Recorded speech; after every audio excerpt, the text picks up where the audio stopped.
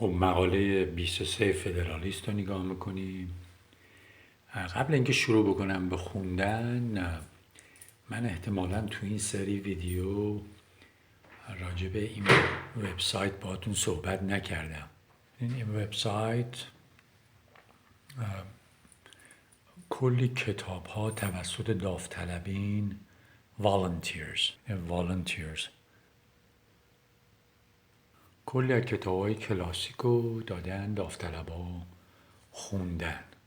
حساب راحت میتونید بشینید مقاله‌های فدرالیست رو توسط انگلیسی زبان ها گوش بدید و من مطمئن هستم که در آینده نزدیک این مقاله ها خیلی حرفه‌ای توسط مورخ‌ها و سیاستمدارا و کسایی که اصلا وارد هستن، خیلی حسابی وارد هستن به این خود مقاله ها خونده خواهد شد و در دسترس همه قرار خواهد گرفت.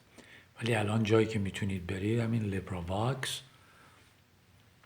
نه تنها برای مقاله های فدرالیست بلکه برای کتاب های قدیمی که در دسترس دارن و حق چاپشون دیگه محفوظ نیست، میتونید گوش بدید و زبانتون رو قوی بکنید. بعد این کتاب رو من داشتم نگاه میکردم. قدیما یه انگاری چند صفحه‌ایشو خونده بودم، الان اومدم اتفاقی ورش داشتم نگاه کردم، دیدم که همسن و سال منه. این هم سال 1959 چاپ شده که البته بعدش 2-3 مرتبه دیگه چاپ شده، ولی فصل اولش راجع به دید مورخ‌ها و قانونگذارهای مختلف آمریکا و حتی دید خارجی‌ها به مقاله‌های فدرالیست و اشاره و صحبت کرده. اگه تونستید اینو حتما نگاهی بکنید، ببینید دیگران چی گفتن راجع به این مقاله‌های فدرالیست،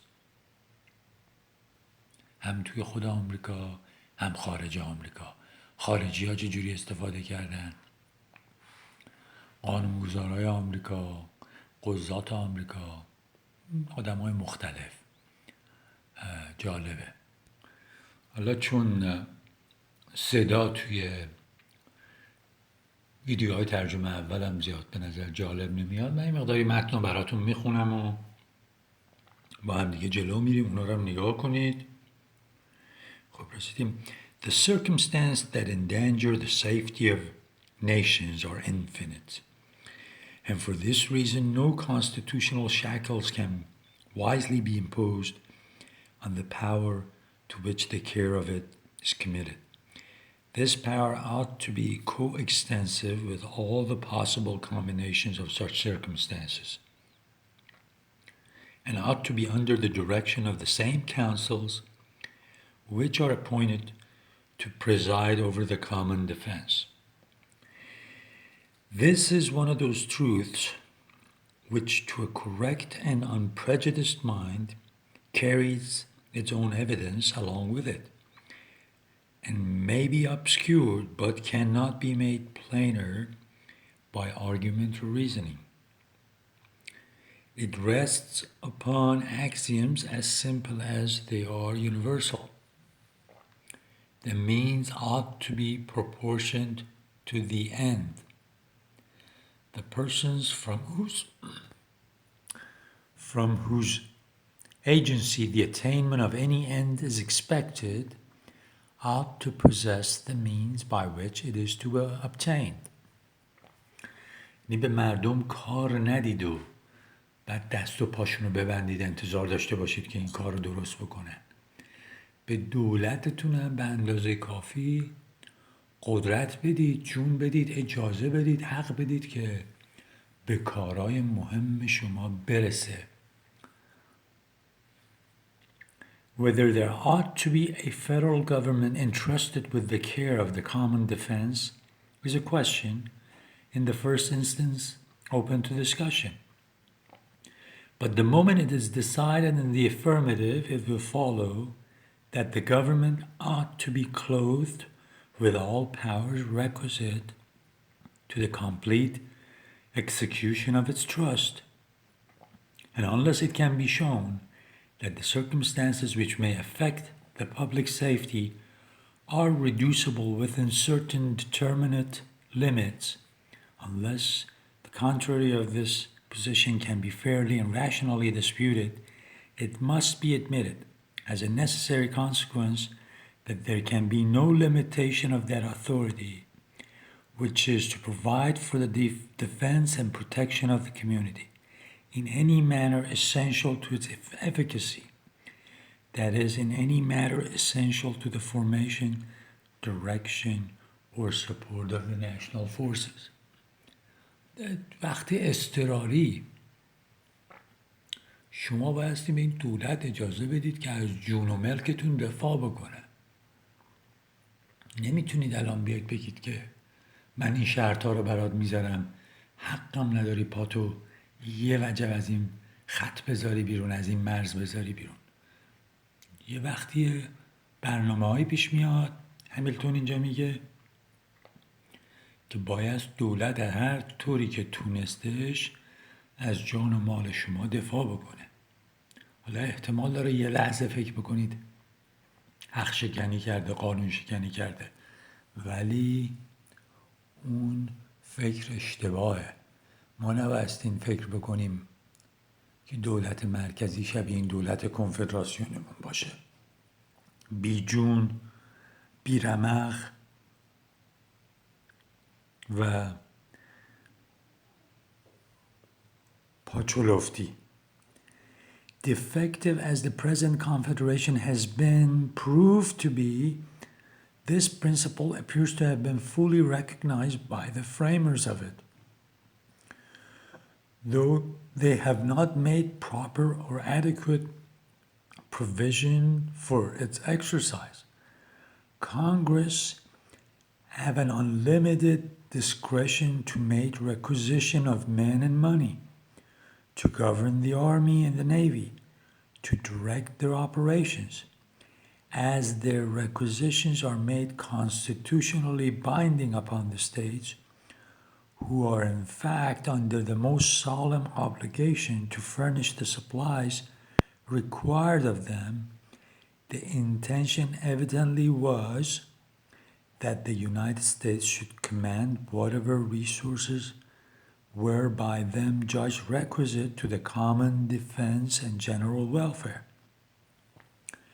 It was presumed that a sense of their true interests and a regard to the dictates of good faith would be found sufficient pledges for the punctual performance of the duty of the members to the federal head.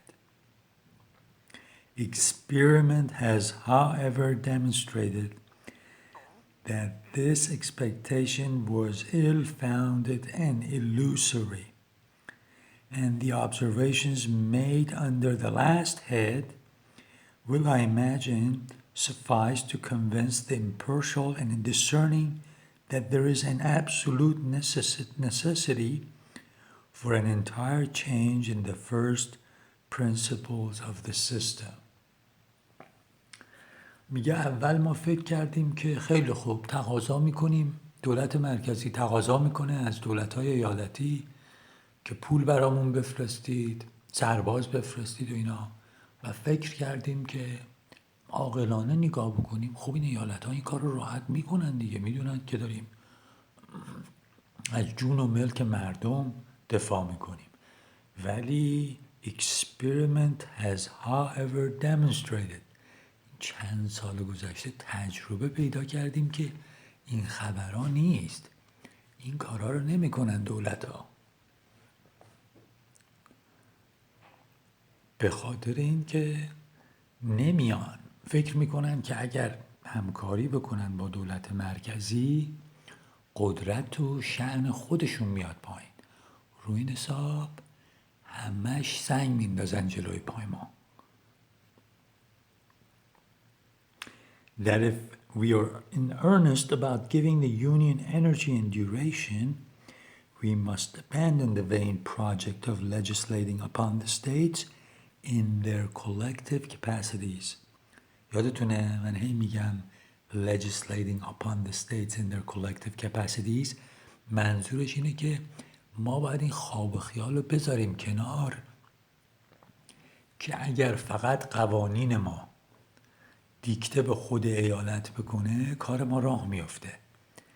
یعنی بایست این قانون طوری باشه تو این قانون اساسی جدید که تمام افراد این کشور بدونن که شامل اونا میشه و ما اگر یکی قانون شکنی کرد خودمون بریم خرشو بگیریم، نه اینکه بریم دست و پای دولت ایالتی رو ببوسیم که اونا یه کاری برامون بکنن. که این کار رو این چند سال گذشته کردیم و دیدیم که اصلاً جوابگو نیست. برای اینه میگه we must extend the laws of the federal government to the individual citizens of America. We must discard the fallacious scheme of quotas and requisition and equally impracticable and unjust.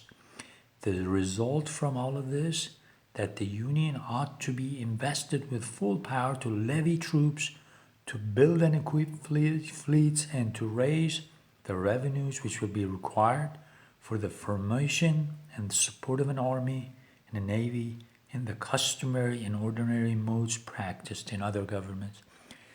ما بایستی که خواب بیدار بشیم.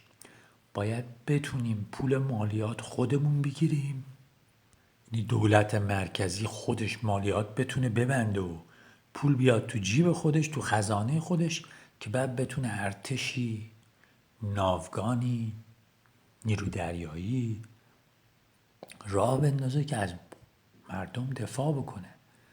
این سیستمی که کنفدراسیون داشت کامپلت خرابه. بایستین ما مالیات مستقیم ببندیم به خود مردم یا مالیات غیر مستقیم از گمرک و اینا بگیریم